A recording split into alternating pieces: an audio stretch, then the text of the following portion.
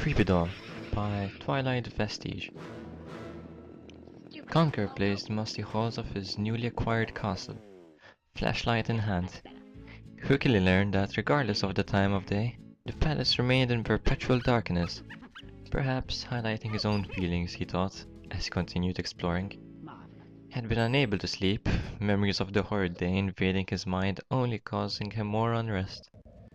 He figured, while he was wide awake and bored, now would be the best time to explore his new habitat.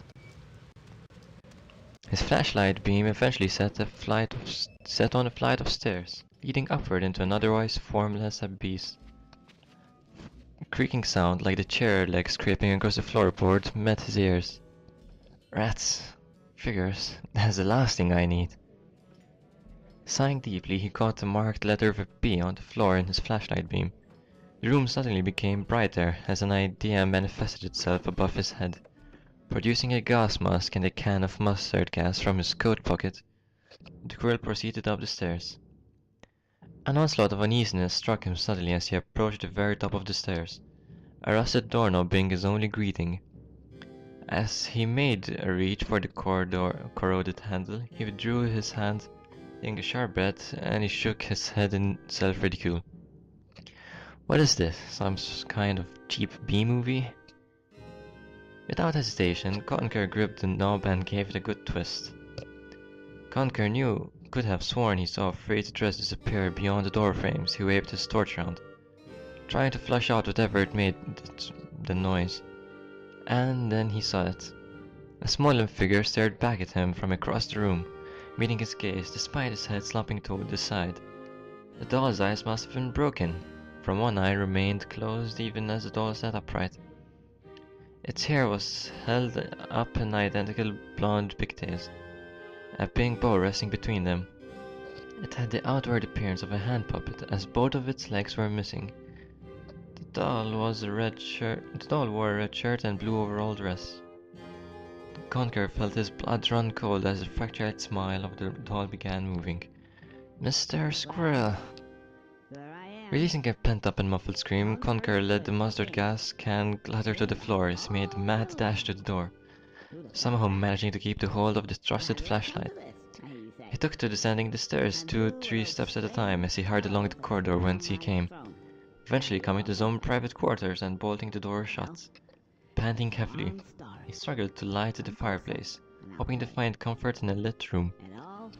Conker hung around the open flame like a moth, attempting to calm his nerves and sort out whatever he had seen.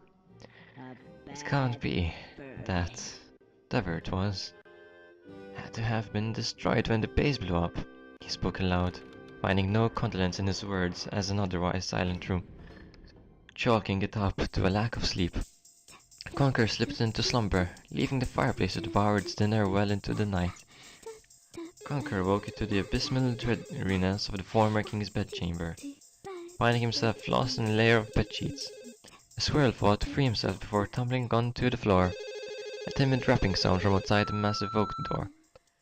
"Excuse me, sir?" What is it? I'm a bit tied up," he replied, kicking about the sheets and trying to get up. "There's a package for you, sire." The king stopped thrashing, cocking his head to the side and trying to determine who would send him something, and eventually they would send. And what exactly they would send. Now we've already established that this is a horror story, so if someone's sending me a package, it's going to be something horrific, he deduced, finally standing and approaching the door. The slight and corpulent weasel guard stood in the doorway, the fat one carrying a wooden box while the other one held a silver key.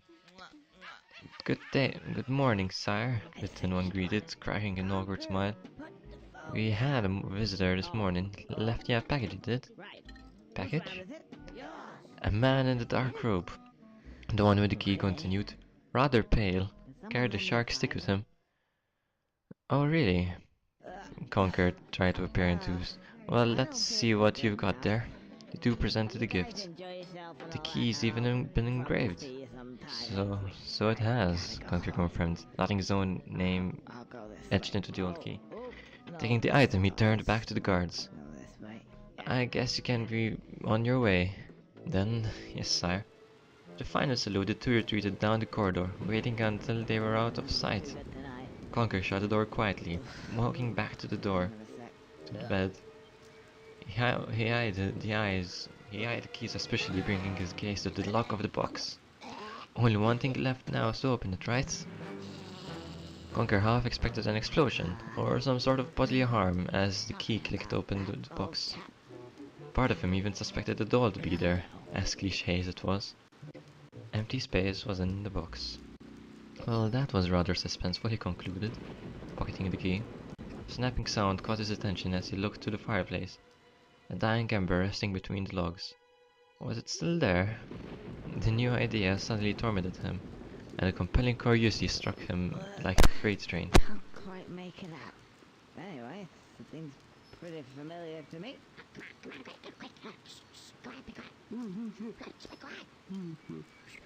Huh? What's that? Oh, this way, I suppose.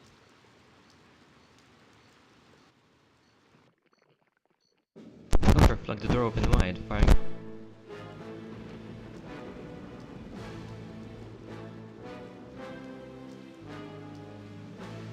its light.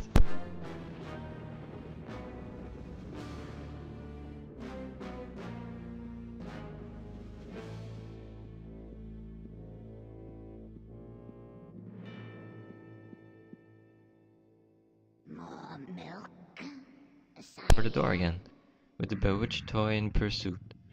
A plan formed in his mind as he felt for the key in his pocket. The box was doll-sized. Finally coming across his room, he fled inside, locking the door to bide time, retrieving the box. Not long after, the door had blown off its hinges, yielding an empty room. Mr. Squirrel, the little girl called, making it around about the room. I never agreed to play games with you. Her flight was cut short as she felt something suddenly encase her. Conker scuttled to keep the lid box shut as he inserted the key into the lock, while quietly wondering why she couldn't burst to the cover of the package as she did to the door. A devious smirk appeared on his face as he chucked the box into the fireplace, a context-sensitive area making itself known to him. He produced a flamethrower on the spot, igniting what remained of the log from the night before, as well as the door. Dawn. Satisfied at the sudden silence coming from the box, Conker turned to leave the room when something stopped him. The girl hovered before him, unscathed. As they say, the show's not over till the little girl sings. Conker naturally looked to the fireplace, suddenly wishing he hadn't. The box was no longer empty, but instead occupied by a little doll. A doll in his resemblance.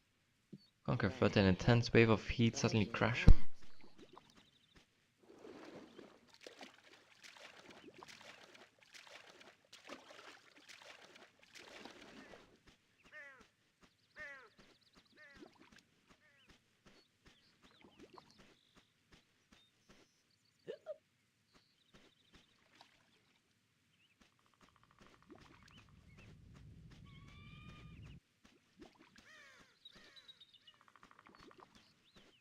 I don't feel so good.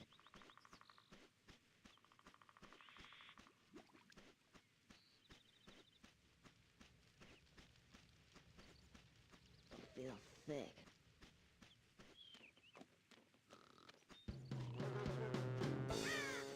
What's that? Hey, who are you? Oh, hello. Can you help me? I need to get home and go to bed because I don't feel very well at all. Oh, no. Oh, so you can't help me at all? Actually, yes, I can. Maybe. Okay. What's your name? Beardy. Beardy? You haven't got a beard. No. Birdie. A scare bird is... Okay, Birdie. So can you help me? Right.